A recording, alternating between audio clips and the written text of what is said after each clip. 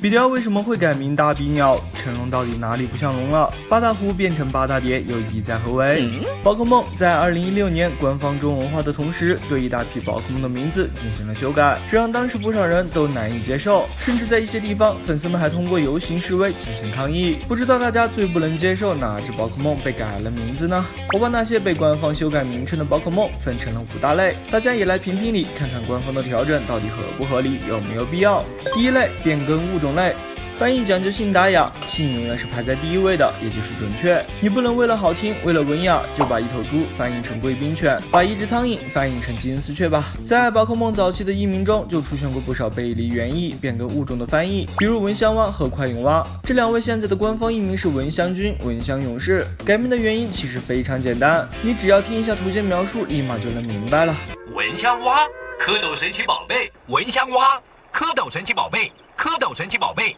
蝌蚪神奇宝贝。是的，蚊香蛙和快蛹蛙并不是蛙，而是蝌蚪。在其他6种外语的翻译中，也全都是蝌蚪，唯独我们早期的中文翻译给人家变成了蛙，这样的错误如此明显，官方当然会去订正了。同理，呆河马不是河马，大菊花不是菊花，竹粉蝶不是蝴蝶，那他们的翻译自然也会被修正。比雕的情况也一样，但稍微特殊一点，比雕原本的日文名取自鸽子和喷射机这2个英文单词，和雕没有半毛钱关系。虽然大鼻鸟这个翻译也不怎么贴近原意，但笼统的称作鸟至少不能算错，并且大鼻鸟这个名字早在上世纪末的香港地区就已经出现了。大鼻鸟，大鼻鸟，大鼻鸟，大鼻鸟。在宝可梦动画的粤语配音版本中就一直称呼的大鼻鸟，官方可能也是考虑到大鼻鸟已被广大粤语地区的朋友所接受，故而将其抬成了整个华语地区的官译吧。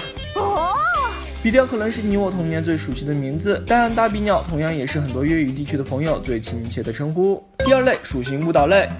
宝可梦的属性是游戏中非常重要的一个系统，会涉及到战斗培养的方方面面，因此那些名字中带有明显误导性字眼的翻译就成了官方重点打击的对象，其中以这些假龙最为典型，比如带龙、成龙、3D 龙、铁甲暴龙、鸭嘴火龙，它们皆因不是龙而被开除了龙籍。你可能会问，喷火龙和暴鲤龙也没有龙属性，那为什么他们没有改名字呢？这个问题龙系天王阿杜给出了答案，并非只有龙属性的宝可梦是龙宝可梦，只要你的设定与龙沾亲带故，那就能留有龙籍。喷火龙和暴鲤龙正是因为它们的蛋群是龙，和龙产生了联系，这才保住了名字，并且喷火龙的设计原型就是基于最典型的西方龙，于情于理它都是龙。而这些假龙不仅属性不是龙，设计原型不是龙，连蛋群也不是龙，那就说明它们从设计之初就跟龙没有任何关系，被开除龙籍也是情理之中。并且在当我查阅过其他语言翻译后，才发现这类翻译错误只存在于中文里，在英法德意西韩6种语言的翻译中均没有擅自给他们添加龙的字眼。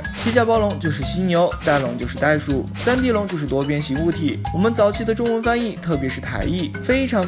喜欢背离原意和添油加醋。先前小火马无火的乌龙也因于此，小火马在第80代获得了地区形态，变成了妖精和超能属性。于是就有人问了，你叫小火马为什么却不是火属性呢？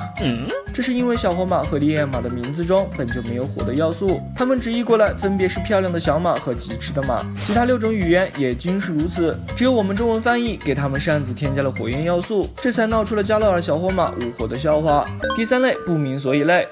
这类宝可梦中大部分都因采用了音译，所以光听名字很难在我们脑海里有个具象化的形象，比如苏力拍、梅卡洋马、杜拉米尼、电散查特。但凡是个对宝可梦没有童年滤镜的人，都不会觉得这些翻译会比影梦魔人、远古巨挺、独角龙、光电散系更贴切吧。对这类译名的修改，主要是为了让他们的形象更具象化一点，大家能一听到名字就对它的外形有个大概的印象。此外，像是线球、绵绵、孟哥奈亚以及巴尔狼一家，也都是因为名字太过抽象才被官方调整的。但这里面也有反其道而行之的，比如原本大甲这个名字就很贴脸，但却被莫名其妙改成了凯罗斯。官方为了给大甲和赫拉克罗斯凑 CP， 这我能理解，可为什么不去修改赫拉克罗斯，反而驱动大甲呢？这点我实在有点想不通。第4类，贴近设定类。这类宝可梦原本的译名问题不算太大，官方后续的调整基本都是为了更加贴合设定进行的部分优化，比如史拉比相较雪拉比更能突出它穿越时空的设定，杰米改名谢米更符合它自身感谢宝可梦的设定，笨笨鱼最大的特点不是笨而是丑，故而改名丑丑鱼。秃鹰小子只有母的没有公的，那秃鹰丫头的翻译自然更合理。相反，它的 CP 勇士鹰只有公的没有母的，因此便添上了一个熊字，给顽皮蛋加个雷字，能凸显出它的电属性，给班杰拉一家加个斯，更能说明他们的设计原型是哥斯拉。这类型的改动虽然不大，但对提升宝可梦自身的特点却非常显著。最后一类就是更符合我们中国宝宝体质的特色翻译了。这几种情况自不必多说，说的是另几种情况。我们大陆之前最为熟知的翻译就是台湾地区的版本，但是呢，我们两岸有很多东西的叫法是不一样的，比如好老花枝。我第一次听到小次郎叫出这个名字时，是一脸懵逼的。好老花枝，胸怀相光。